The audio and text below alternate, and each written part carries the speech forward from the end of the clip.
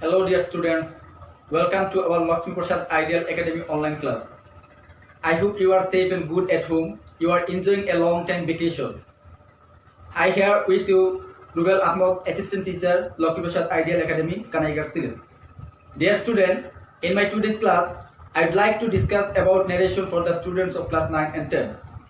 For your better understanding, I think I should continue my class with Bengali. So let's go to start and enjoy this video carefully. প্রিয় শিক্ষার্থী বন্ধুরা, তোমরা নিশ্চয় জেনে গেছো যে আজকে তোমাদের কোন বিষয় নিয়ে আমি আলোচনা করতে যাচ্ছি। হ্যাঁ বন্ধুরা, আজকে আমি নবম এবং দশম শ্রেণীর ন্যারেশন নিয়ে আলোচনা করতে যাচ্ছি। প্রিয় শিক্ষার্থী বন্ধুরা, তোমরা ইতিপূর্বে তোমাদের পূর্ববর্তী ক্লাসে ন্যারেশন সম্পর্কে নিশ্চয় জেনেছো। আমি আজকে ন্যারেশন সম্পর্কে তোমাদের আরেকটু ধারণা দিতে চাই। তাহলে প্রথমে আমরা জেনে নেই ন্যারেশন কি। ন্যারেশন হলো কোনো বক্তার বক্তব্য বা উক্তি, অর্থাৎ কোনো ব্যক্তি কোনো কিছু বলে, যা বলে সেটি হচ্ছে ন্যারেশন। যেমন এখানে আমি একটি উদাহরণ লিখে রেখেছি, Karim said to me I am writing a letter. এখানে দেখো করিম বলল যে আমি একটি চিঠি লিখছি, I am writing a letter. বক্তার, তোমরা বিষয়টি খেয়াল রাখবে যে যে অংশটুকু বক্তা বলে সেটা ইনভার্টেড কমার ভিতরে থাকে। প্রিয় শিক্ষার্থী বন্ধুরা, তাহলে তোমরা নিশ্চয়ই দেখেছো যে ন্যারেশন কি। তাহলে আমরা দ্বিতীয় যে বিষয়টি এখানে লিখে রেখেছি বোর্ডে, ন্যারেশন এর প্রকারভেদ। তোমাদের এই ন্যারেশনের প্রকারভেদ সম্পর্কে আলোচনা করার পূর্বে আমি বোর্ডে যে দুটি উদাহরণ লিখে রেখেছি, এই উদাহরণ থেকে তোমাদের দুই প্রকার ন্যারেশন সম্পর্কে ধারণা লাভ করতে পারবে। তাহলে চলো জেনে নেই আমরা। আমাদের প্রথম ফার্স্ট সেন্টেন্স যেটি আছে, Karim said to me I am writing a letter. এখানে লক্ষ্য করো বক্তা তার যে বক্তব্য যেটি দিয়েছিল সেটি আমরা ইনভার্টেড কমার ভিতরে রেখেছি। তাহলে বক্তার কোনো বক্তব্য যখন হুবহু তার ভাষায় প্রকাশ করা হয় সেটিকে আমরা ডাইরেক্ট ন্যারেশন বলি। তোমরা দ্বিতীয় সেন্টেন্সটা লক্ষ্য করো, করিম told me that he was writing a letter। তাহলে আমরা দ্বিতীয় বাক্যে দেখেছি করিমের বক্তব্যকে অন্যের ভাষায় রূপান্তর করা হয়েছে। তাহলে সেটাকে ইনডাইরেক্ট ন্যারেশন বলে। ইনডাইরেক্ট ন্যারেশনের সংজ্ঞা হলো বক্তার বক্তব্য হুবহু তা প্রকাশ না করে অন্যের ভাষায় প্রকাশ করাকে ইনডাইরেক্ট ন্যারেশন বলে।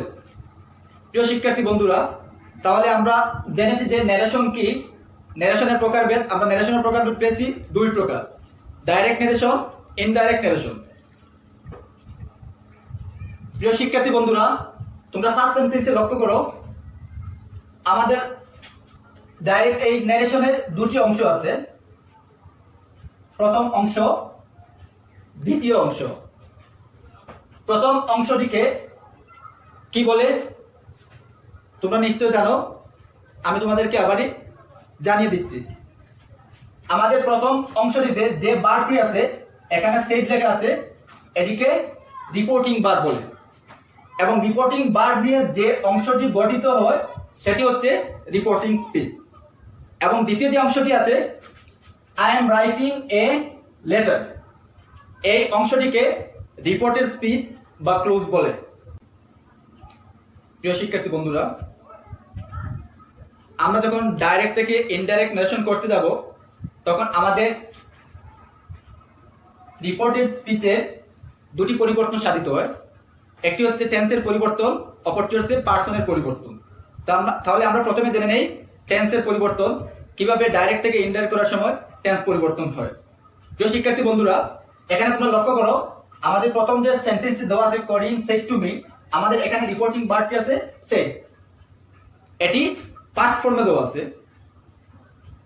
আমাদের রিপোর্টিং ভার্বটি যদি প্রেজেন্ট কিংবা ফিউচার টেন্সে দেওয়া থাকে, সেক্ষেত্রে ডাইরেক্ট থেকে ইনডাইরেক্ট করার সময় রিপোর্টিং স্পিচ এর টেন্সের কোনো পরিবর্তন হয় না। কিন্তু আমাদের রিপোর্টিং স্পিচে রিপোর্টিং ভার্বটি যদি পাস্ট টেন্সে দেওয়া থাকে, তাহলে ডাইরেক্ট থেকে ইনডাইরেক্ট করার সময় অবশ্যই আমাদের রিপোর্টেড স্পিচের টেন্সের পরিবর্তন হয়। তাহলে আমরা জেনে নেই কিভাবে রিপোর্টিং স্পিচের ভার্বটি পাস্ট ফর্মে থাকলে রিপোর্টেড স্পিচে টেন্সের কিরকম পরিবর্তন হয় চলো দেখা যাক। প্রিয় শিক্ষার্থী বন্ধুরা, তাহলে আমরা জেনে নেই কিভাবে ডাইরেক্ট থেকে ইনডাইরেক্ট ন্যারেশন করার সময় টেন্সের পরিবর্তন হয়। আমাদের ডাইরেক্ট থেকে ইনডাইরেক্ট ন্যারেশন করার সময় রিপোর্টিং ভার্ব যদি পাস্ট টেন্সে হয় সেক্ষেত্রে আমাদের প্রেজেন্ট ইনডিফিনিট টেন্স হলে ইনডাইরেক্ট করার সময় পাস্ট ইনডিফিনিট টেন্স হবে। প্রেজেন্ট কন্টিনিউয়াস টেন্স হলে সেটি পরিবর্তিত হয়ে ইনডাইরেক্ট করার সময় পাস্ট কন্টিনিউয়াস টেন্সে হবে। প্রেজেন্ট পারফেক্ট টেন্স হলে সেটি পরিবর্তন হয়ে পাস্ট পারফেক্ট টেন্স হবে। প্রেজেন্ট পারফেক্ট কন্টিনিউয়াস টেন্স হলে ইনডাইরেক্ট করার সময় সেটি পরিবর্তন হয়ে পাস্ট পারফেক্ট কন্টিনিউয়াস টেন্স হবে। পাস্ট ইনডিফিনিট টেন্স হলে সেটি পরিবর্তিত হয়ে পাস্ট পারফেক্ট টেন্স হবে। পাস্ট কন্টিনিউয়াস টেন্স হলে ইনডাইরেক্ট করার সময় সেটি পরিবর্তিত হয়ে পাস্ট পারফেক্ট কন্টিনিউয়াস টেন্স হবে। পাস্ট পারফেক্ট টেন্স হলে ইনডাইরেক্ট করার সময় সেটির কোনো পরিবর্তন হয় না, অর্থাৎ পাস্ট পারফেক্ট টেন্স ডাইরেক্ট থেকে ইনডাইরেক্ট করার সময় অপরিবর্তিত থাকে। পাস্ট পারফেক্ট কন্টিনিউয়াস টেন্সের ক্ষেত্রে টেন্সের কোনো পরিবর্তন হয় না, অর্থাৎ সেটিও অপরিবর্তিত থাকে। এবং সর্বশেষ যেটি আছে ফিউচার ইনডিফিনিট। তোমরা নিশ্চয় জানো ফিউচার টেন্সে সাহায্যকারী ভার্ব হিসাবে শ্যাল অথবা উইল হয়। এক্ষেত্রে আমাদের রিপোর্টিং ভার্বটি যদি পাস্ট টেন্সে হয় এবং আমাদের রিপোর্টেড স্পিচটা যদি ফিউচার টেন্সে হয় সেক্ষেত্রে আমাদের শ্যাল অথবা উইলকে শুড এবং উডে রূপান্তরিত করতে হবে। তো প্রিয় শিক্ষার্থী বন্ধুরা, তোমরা কিভাবে টেন্সের পরিবর্তন করতে হয় ডাইরেক্ট থেকে ইন্টার করার সময় তোমরা নিশ্চয় জেনেছো। এখন আমাদের যে বিষয়টি হলো পার্সনের পরিবর্তন। তো বন্ধুরা চলে যাই আমরা কিভাবে ডাইরেক্ট থেকে ইন্টার করার সময় পার্সন পরিবর্তন করব। প্রিয় শিক্ষার্থী বন্ধুরা, তাহলে আমরা জেনে নেই কিভাবে ডাইরেক্ট থেকে ইনডাইরেক্ট করার সময় রিপোর্টেড স্পিচের পার্সনের পরিবর্তন হয়। আমি বোর্ডে লিখে রেখেছি, তোমরা লক্ষ্য করো। আমাদের রিপোর্টেড স্পিচে যদি ফার্স্ট পার্সন থাকে তাহলে সেটি ইনডাইরেক্ট করার সময় সাবজেক্টকে ফলো করে। যদি সেকেন্ড পার্সন থাকে তাহলে সেটি অবজেক্টকে ফলো করে। এবং যদি থার্ড পার্সন থাকে তাহলে সেটির কোনো পরিবর্তন হয় না। এক্ষেত্রে থার্ড পার্সন সাবজেক্টটি অপরিবর্তিত থাকে। তাহলে প্রিয় বন্ধুরা, আমরা একটি উদাহরণের মাধ্যমে বিষয়টি আরেকটু ক্লিয়ার করে নেই। তোমরা লক্ষ্য করো, এখানে আমি একটি উদাহরণ লিখে রেখেছি। শ্যামল said to me, I, you and Karim go there. তাহলে আমাদের এখানে দেওয়া আছে সাবজেক্ট আই, তারপরে আছে ইউ এবং করিম। তোমরা নিশ্চয় জানো আই হলো কোন পার্সন? হ্যাঁ বন্ধুরা, আই হলো ফার্স্ট পার্সন। তারপরে আছে ইউ হলো সেকেন্ড পার্সন এবং সর্বশেষ যে সাবজেক্টটি দেওয়া আছে করিম, সেটি হলো থার্ড পার্সন। অর্থাৎ কোনো ব্যক্তির নাম, কোনো বস্তুর নাম যদি থাকে তাহলে সেটি হলো থার্ড পার্সন। তাহলে প্রিয় বন্ধুরা, আমরা এই বিষয়টি সমাধান করে নেই। তোমরা লক্ষ্য করো, শ্যামল said to me,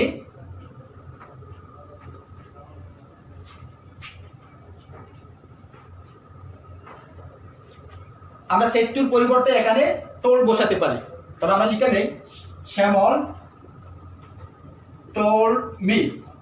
যেহেতু আমাদের বাক্যটি অ্যাসার্টিভ সেন্টেন্স, সো আমাদের এখানে কমার পরিবর্তে দ্যাট বসাতে পারি। তাহলে আমি একটা দ্যাট দিয়ে দেই, দ্যাট। এখন তোমরা লক্ষ্য করো, আমাদের এখানে আই লেখা আছে, আইটি হলো ফার্স্ট পার্সন। সেক্ষেত্রে সেটি কিভাবে পরিবর্তন হবে তোমরা নিশ্চয়ই পূর্বে জেনেছো। যদি রিপোর্টেড স্পিচে ডাইরেক্ট থেকে ইনডাইরেক্ট করার সময় ফার্স্ট পার্সন থাকে তাহলে সেটি সাবজেক্টকে ফলো করে। তাহলে আমাদের এখানে সাবজেক্ট কি আছে? শ্যামল। শ্যামলের পরিবর্তে আমরা কি বসাতে পারি? হি। বন্ধুরা, তারপরে দেখো আছে এখানে কি? ইউটা হলো সেকেন্ড পার্সন। তাহলে সেকেন্ড পার্সন হলে আমরা সেটি কিভাবে পরিবর্তন করতে পারি? তোমরা লক্ষ্য করো, রিপোর্টেড স্পিচে ডাইরেক্ট থেকে ইনডাইরেক্ট করার সময় সেকেন্ড পার্সন হলে সেটি অবজেক্টকে ফলো করে। তাহলে আমাদের এখানে এটা হলো সেকেন্ড পার্সন ইউ, তাহলে সেটি আমাদের সরাসরি অবজেক্টকে ফলো করবে। এখানে অবজেক্ট আছে মি। তাহলে এটা এখানে নিয়ে আসলে হবে কি আই। তারপর লক্ষ্য করো এখানে দেওয়া আছে করিম। তোমরা নিশ্চয় জানো বন্ধুরা করিম হলো থার্ড পারসন। সেক্ষেত্রে আমরা পূর্বে লিখে রেখেছিলাম বোর্ডে থার্ড পারসন হলে সেটির কোনো পরিবর্তন হয় না। তাহলে আমরা থার্ড পারসন যেটি আছে সাবজেক্ট যেটি আছে সেটি সরাসরি আমাদের ডাইরেক্ট থেকে ইনডাইরেক্ট করার সময় সেটি বসে যাবে। তাহলে এখানে কি হবে করিম। এবং তোমরা খেয়াল করো আমরা বলেছি যদি আমাদের রিপোর্টিং স্পিচে বা রিপোর্টিং ভার্বটি যদি প্রেজেন্ট কিংবা ফিউচার ইনডিফিনিট টেন্সে হয় সেক্ষেত্রে রিপোর্টেড স্পিচের টেন্সের কোনো পরিবর্তন হয় না।